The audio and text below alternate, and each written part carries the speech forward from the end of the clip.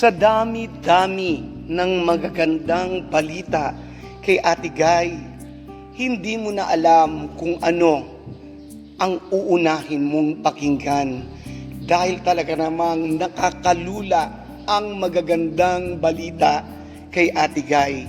Kaliwat kanan, sunod-sunod, bumubuhos ang balita at talagang nag-iingay ang pangalang Nora Honor. Si Ate Guy, hindi mo na alam, kumbaga makakalimutan mo na, hindi niya pa natatanggap yung mga bago niyang parangal na makakamtan. Meron na namang padating. Talagang si Ate Guy, umuulan sa kanya ang mga karagalan na kanyang matatamo. At syempre, isang malaking karangalan sa mga baguhang artista sa bagong sibol ng mga bituin at sa mga kabataan, veterano, maging lalaki man o babae, talagang pinapangarap makasama si Ate Guy. Sunod-sunod ang kanyang mga pelikulang pinapalabas, pinalabas at ipapalabas pa lamang. Ang lahat ng yan ay ating pag-uusapan dito sa Heart Expression. Ito po ang inyong lingkod, bumabati sa inyo ng isang magandang araw, si Kuya Ferdy R, ang inyong ka-Heart Expression, ang katulad ninyong nagmamahal kay Ate Guy. Maraming salamat sa patuloy na pagtangkilik ng Heart's Expression, sa inyong pagsasubscribe, sa pag-like, sa pagtatapos ng panunood na ito at sinishare ninyo. And of course, sa mga hindi pa nag-subscribe, please subscribe po natin ang YouTube channel na Heart's Expression. Alam niyo po, ang bilis. Si Ate Guy, nung pumasok ang May, nag-countdown na tayo at ngayon nga, ito na ang despedida ng birthday ni Ate Guy. Bukas, ang birthday ni Ate Guy, May 21 at talagang nagbubunyi. Kumbaga, ang mga Noranians ay masasabi mong nag-iingay, maingay sa tagumpay ni Ate Guy. Bakit nga ba? Kasi si Ate Guy, sabi ko nga, sunod-sunod na balita, na magagandang balita. Ito po, sunod-sunod talaga. Yung kanyang bona ay talagang pinag-usapan ng gusto bago pa man ito ipalabas. Ng May 19 talaga namang ito ay dinagsa, sold out ang ticket. Imagine hanggang ngayon, after 40 years o 43 years na lumipas ang bona, andyan pa rin. At si Ate Guy talaga namang tuwang-tuwa sa balitang ito. Ang mga nakapanood nito ay talagang nagbigay ng mga magagandang komento. Noon pa man ay talagang na-appreciate na ito ng gusto.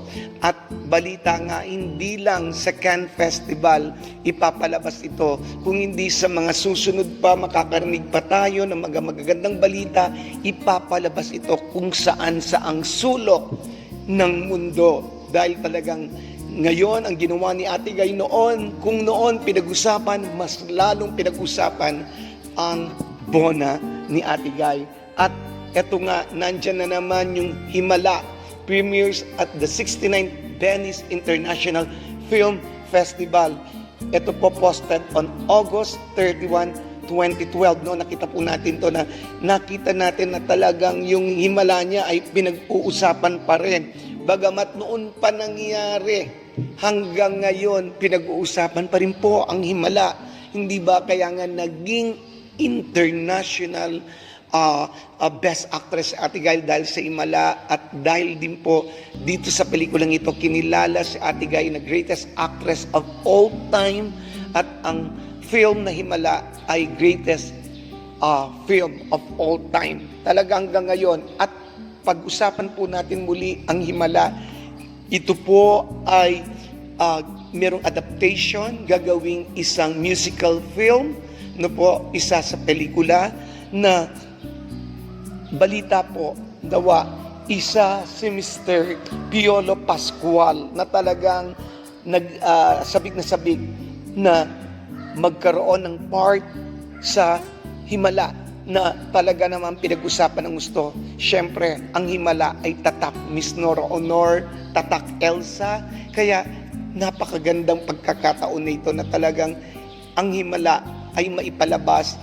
Musical po ito. At parang si Ate Guy po dito, yung parang, ay si Mr. Piolo po dito, kung di ako nagkakamali, may nagsabi pong balita na siya ay reporter. Siya po yung kumukuha ng balita, no? Patungo sa himala, na sino po kasi gumanap nito, parang si Mr. Spanky, kung di ako nagkakamali, no po, I stand to be corrected, na talagang natatandaan ko tumatak ang role, no, yung nung di po ba si Ate Guy sa himala, si Elsa Binarel, tapos nandun po may nagkakamera, yon, tapos rine-record yung mga pangyayari. Si Mr. Piolo po yata ang gaganap nito. Hindi pa po talaga confirm, pero ano man ang maging role ni Mr. Piolo, ang mahalaga kasali sa siyang musical na film na Himala. And of course, isang malaking karangalan nito na talagang pinag-uusapan hanggang ngayon ang Himala. At syempre, sabi nga po, nawa maipalabas po ito sa Metro Manila Film Festival bilang isang handog sa 50 years anniversary ng MMFF. At syempre, si Ate Guy nandiyan pa rin, nandiyan po yung pagpapalabas ng the story of Lord Contemplacion, na talaga namang magkakaroon po ng talkback. Po. Siyempre, nandiyan yung mga magagaling na national artist, no? Si Ate Guy, si Miss Nora Honor, ang national artist, the one and only superstar, no po? At nandiyan din po ang national artist na si Mr. Ricky Lee. Talagang punong-puno po si Ate Guy sa ngayon at nananatili hanggang kailan. Alam niyo po, ito po ba ang laos? Ito po ba ang sinasabi nila na si Ate Guy ay patapos na? Si Ate Guy, hindi po siya tapos. Maaring hindi na siya ganoong kaaktibo, pero hindi siya nawawala dahil siya pa rin ang pinag-uusapan. At si Ate Guy masaya, tahimik ang kanyang buhay. At siyempre, hanggang ngayon, si Ate Guy, para bang yung tinanim ni Ate Guy, patuloy siyang nag-aani ng tagumpay sa karangalang mga nakamit niya, no? Yung mga pinagpaguran niya, nandyan po. Maaring may narinig din po ako, no? Na post na si Ate Guy ay pumunta ng Bicol o nasa Bicol o nakauwi na, hindi po natin alam, para asikasuin ang kanyang merong mga bagay na asikasuin siya doon. Alam naman natin na si Ate Guy ay may lupain, no po, doon, at may mga pananim. Si Ate Guy tahimik at talagang nagbubunyi ang mga Noranians sa tagumpay ni Ate Guy na ito. At talaga naman po, at syempre pa, showing yung pong International Film Festival na mananambal sa Jinseo Arigato International Film Festival. At talaga namang ang mananambal nito ay talagang inaabangan. No po, sabi ko nga po ay talagang after Cannes, yung pong Bona, ito po'y marirelease naman sa North America in November 2024. Yan po yung balita na nakakatuwa.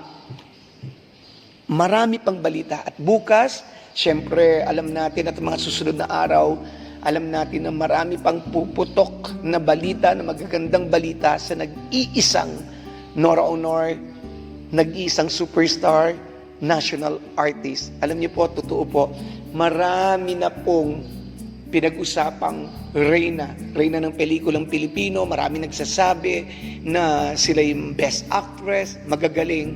Pero po, sa kanila na po yun, bagamat ito po ay original na si Ate Guy. Sa kanya lahat ito. Pero si Ate Guy, siya lang ang tanging national artist na actress na nabubuhay sa ating bansa. Na talagang sa makikita po natin na hanggang ngayon, si Ate Guy, tahimik pero gising na gising, nag-iingay ang lahat. Ate Guy, sobra, nakakalula, pero napakagandang balita. Hindi na mabilang ang mga bagay-bagay na natatanggap mong karangalan. Kaya nga kahit na paulit-ulit, nakakalimutan kasi sa dami. Kaya nga palaging inuulit, nagre-rejoice ang mga Noranians, and of course, ang lahat na nagmamahal sa'yo at lahat ng proud sa'yo na kapwa mo Pilipino. Talagang bona nasa ibang bansa, pinipilahan ng iba't ibang banyaga. Grabe ito, Ate Guy. Walang artista na nag-ingay sa Cannes Festival na katulad mo. Ikaw lang, Ate Guy. Nagtamo man ng iba ng ganon, pero ibang ginawa mong ingay. Ate Guy, we love you. Ito po si Kiefer DR na nagsasabing, as long as there is love, we will stand, and to God be the glory. Please like, subscribe, hit the bell button. Arts Exploration. Go, go, go!